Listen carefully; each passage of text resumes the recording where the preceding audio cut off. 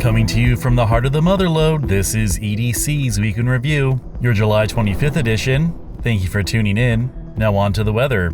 For the weather this week, it's going to be another mild summer week with highs in the 80s and lows in the 50s and 60s. Looks like it'll be a great time to do some summer activities. Now on to our top stories. Scammer sought in Placerville. The Placerville Police Department is on the hunt for a woman in her mid-20s, approximately 5 foot 6 inches tall and 110 pounds, potentially using the name Carlene.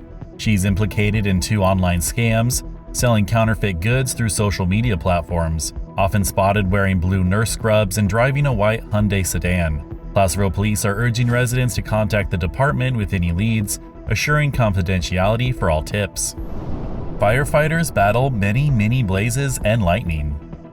Firefighters across the county have been battling a series of small vegetation fires, intensified by 136 lightning strikes on July 25th. The Bass Fire on July 22nd scorched 3 acres near Highway 50 by Bass Lake Road, stopped by El Dorado Hills Fire, the County Fire Protection District, Tribal Fire, and Cal Fire. A 2.6-acre blaze near Blackstone on July 23rd threatened homes but was contained.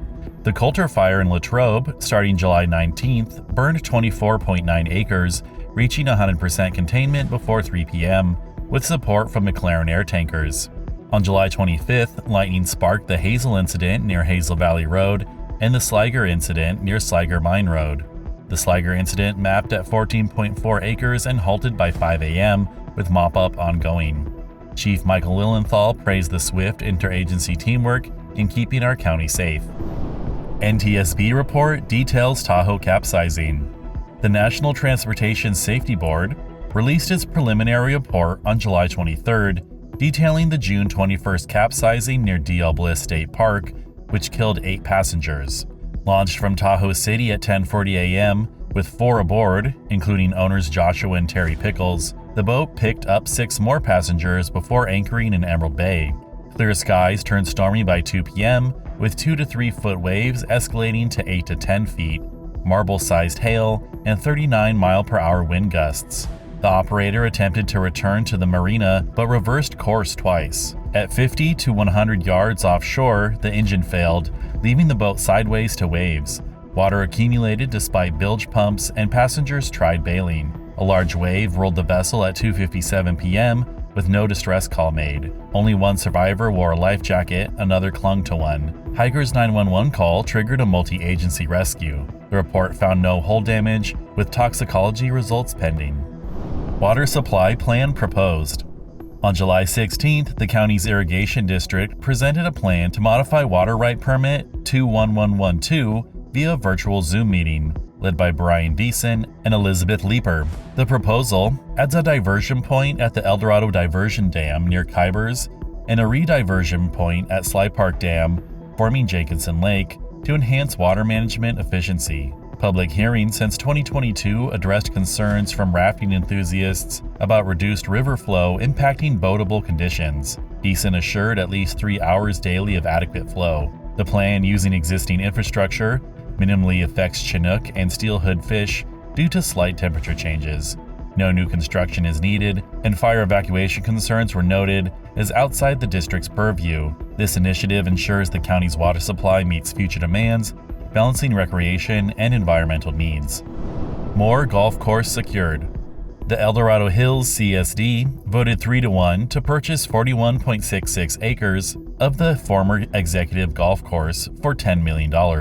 Following a heated July 23rd meeting, directors Hanneman, Martinelli, and Maddock supported the move to control the land's future, while Ferry opposed, citing appraisal concerns. The purchase, financed partly through Umpqua Bank, aims to prevent unwanted development, as Hanneman emphasized the risk of zoning changes. Public input highlighted cost concerns, but directors stressed community benefits like trails and open spaces. Future plans for the 98-acre site will involve resident feedback, building on last year's survey favoring nature areas.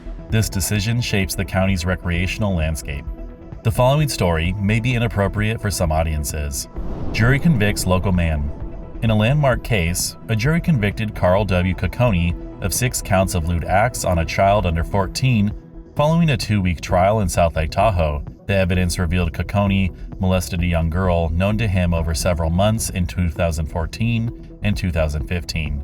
Testimony from another victim, abused in the early 2000s under similar circumstances, bolstered the case. Judge McLaughlin presided, finding aggravated factors like the crime's great cruelty, the victim's vulnerability, and the defendant's calculated planning. Cocconi faces up to 18 years in prison, with sentencing scheduled for August 25th. District Attorney Vern Pearson hailed the victim's courage, noting their testimony was pivotal in securing justice.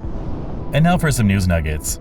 The County Board of Supervisors approved revised Veterans Monument criteria on July 15th, expanding residency rules, adding stones as honoraria, including Silver Star recipients as heroes, and implementing an appeal process to address plaque disputes.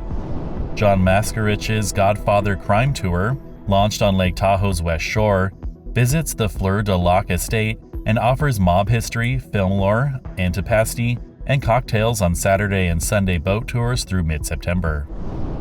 The third annual Day on the Divide Music Festival on August 3rd at Garden Valley Park features the Island of Black and White, reggae and punk bands, food, drinks, and kids splash pad, supporting KFOC Community Radio with a $20 donation. Marshall Gold Discovery State Historic Park in Coloma hosts Living History Day on the second Saturday monthly, offering demonstrations of Gold Rush-era mining, carpentry, rope making, and blacksmithing from 11 a.m. to 4 p.m.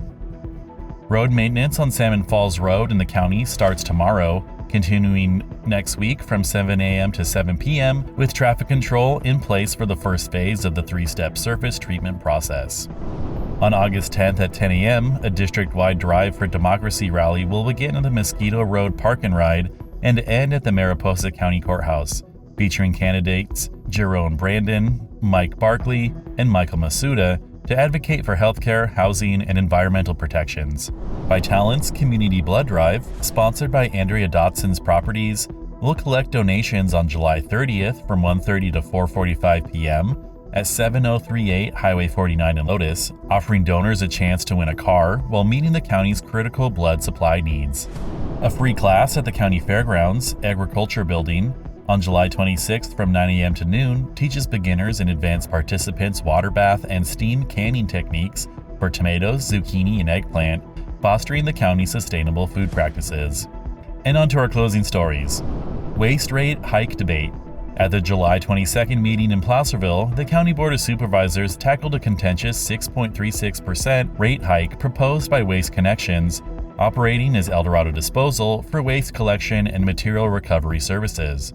Jeff Warren, Environmental Management Director, explained the increase includes a 3.62% Consumer Price Index adjustment and a 2.74% surcharge to cover facility construction costs, which surged from $12 million to $38.7 million due to delays and material cost escalations. Residents voiced frustration, with one resident noting his bill rose from $32 in 2000 to nearly $100 today. Supervisor Lori Parlin questioned the fairness of passing construction overages to ratepayers, citing a 2022 miscommunication with Waste Connections. Chris Payne of the Taxpayers Association argued for separating collection and dump costs. The board, needing legal clarity, unanimously postponed the decision to July 29th, directing staff to explore cost-saving options. Oak Ordinance changes approved. On July 22nd, the Board of Supervisors unanimously approved amendments to the Oak Resources Management Plan to balance oak conservation with fire safety and insurance needs. Long-range planning presented exemptions for fire-safe tree removals, dead tree removals within defensible spaces, and insurance-mandated oak cuts now effective immediately. Other changes, like some fee calculations and administrative permits, start August 22nd. Public input varied, questioning county oversight and criticizing potential mitigation loopholes. Supervisor Turnbull highlighted live oaks fire risks, but noted costly environmental reviews for broader changes. These updates aim to address urgent fire safety concerns and insurance challenges. And this has been EDC's Week in Review, your July 25th edition. Thank you for tuning in, and as always, if you enjoy our content, please like, subscribe, and share with a friend. And if you want to learn more about these stories, please see the show notes.